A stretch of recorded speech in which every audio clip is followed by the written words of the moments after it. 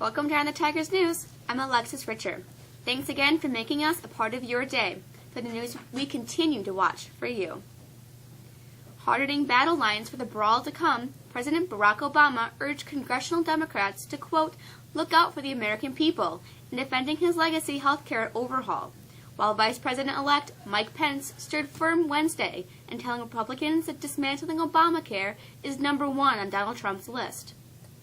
Outnumbered in the new Congress, Democrats didn't sound confident in stopping the Republicans cold, but signaled they wouldn't make the GOP's job any easier. Trump urged Republicans and Democrats to, quote, get together to design a replacement for President Barack Obama's health care law.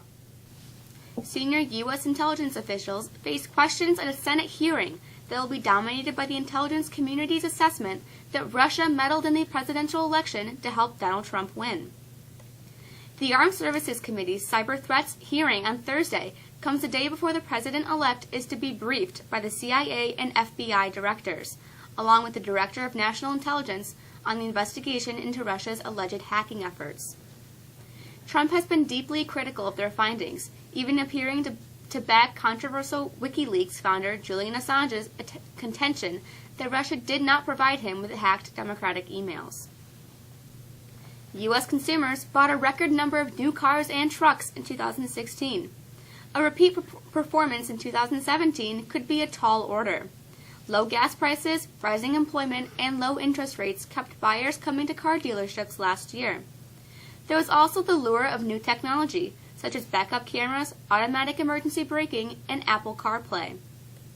U.S. vehicle sales totaled $17.55 million, beating the previous year's record of $17.47 million, according to Auto Data Corporations. It was the seventh consecutive year of sales gains. Most babies should start eating peanut-containing foods well before their first birthday, says guidelines released Thursday that aim to protect high-risk tots and other youngsters, too, from developing the dangerous food allergy.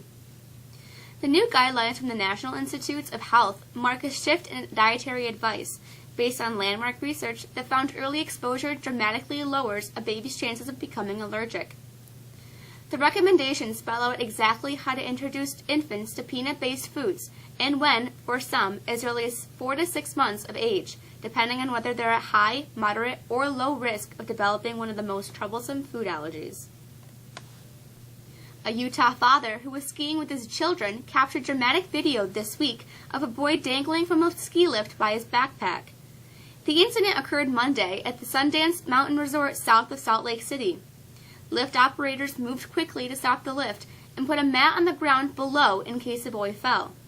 The boy kicked off his skis and threw his poles down as two lift operators propped a ladder to the lift and pulled the boy safely back onto the lift. The boy was rescued within about 7 minutes and was okay. We're under a lake effect snow warning for today and tomorrow. Mr. Charbonneau is here with the details.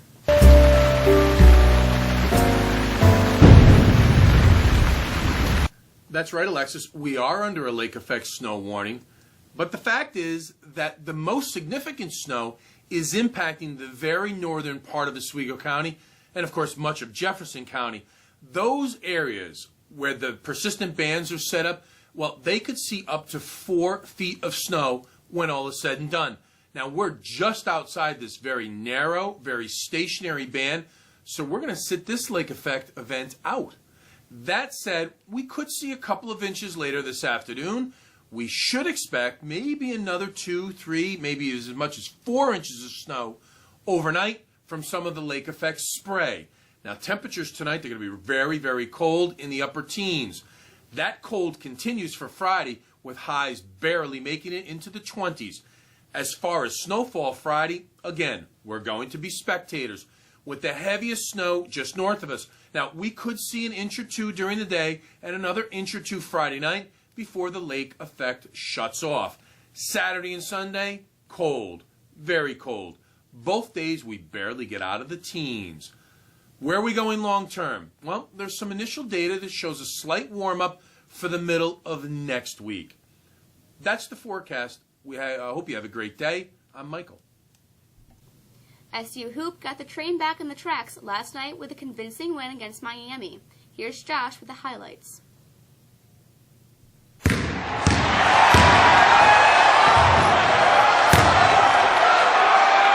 Rarely is a game during the first week of January considered a must-win. But after getting off to its worst start in 20 years, there certainly was a sense of urgency for the Syracuse Orange hoop team as it hosted the 11-2 Miami Hurricanes. The Orange used a much more active defense, rebounded better, and shot the ball far better, on its way to a 70-55 win. The team's play was in stark contrast to its ACC opener on Sunday when the Orange was thumped by Boston College. Andrew White knocked in 22 points, while Tyler Lydon had a terrific second half on his way to 20 points. The win moves SU to 9-6 as they head to Saturday's game with Pittsburgh.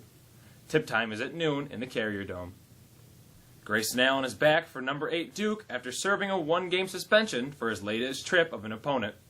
Allen was in the starting lineup for the Blue Devils against Georgia Tech on Wednesday night, the final game for Hall of Fame Coach K before he takes a leave of absence to have back surgery. Allen was suspended indefinitely on December 22nd, one day after he was caught tripping an opposing player for the third time in a calendar year. Mexico Wrestling trampled Homer last night for a 63-18 score. With the win, the Tigers evened its league record at 1-1. Mexico got pins from Brandon Gracie, Mike Ladd, Joey Reed, Dean Shambo, Jared Gates, Austin Reed, and Curtis Diamond. Mexico also took advantage of 4 forfeits. Boys swimming and diving host Pulaski today, with the opening race scheduled for 5 o'clock. The team comes into the meet in second place in the OHSL League. Mexico Boys Hoop has a big one on this Friday night when it hosts Bishop Ludden. Ludden is state-ranked in 7-1. They are also leading the American Division. Tip time is scheduled for around 7:15. The ladies' hoop team heads to Indian River Friday night for a non-league contest. Have a great day. I'm Josh. Next week begins Spirit Week, which will culminate with the Winter Pep Rally next Friday. Students interested in participating in some of the games should sign up with Miss Laverne. Seniors who have not ordered your $35 cap and gown set for graduation need to pick up a card from the main office and order it online at nygrad.com. Personalized yearbooks must be purchased before January 20th. Senior baby ads are due by February 10th, and the $55 sale ends February 3rd. Then they become $60 plus tax. That's it for us today. We're back here again on Friday. With the staff of On the Tigers News, I'm Alexis Richer, and have a great rest of your day.